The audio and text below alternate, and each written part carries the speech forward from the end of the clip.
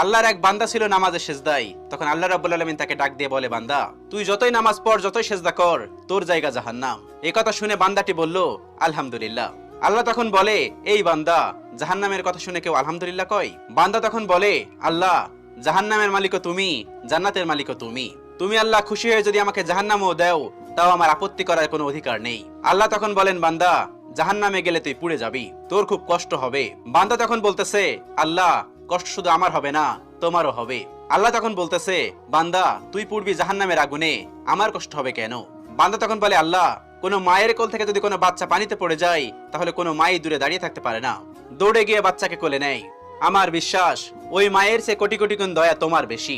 আমাকে জাহান্নাম দিলে তুমিও আল্লাহ শান্তি পাবে না। আল্লাহ তখন বলে, বান্দা, এই দলিল তুই কই পাইলি? বান্দা তখন বলে, আল্লাহ, আমাদের জাতির পিতা ইব্রাহিম আলাইহিস সালাম তোমার প্রেম মুখে নিয়ে যখন নমরুদের আগুনে পড়ে গেল, তার আগেই তুমি বলে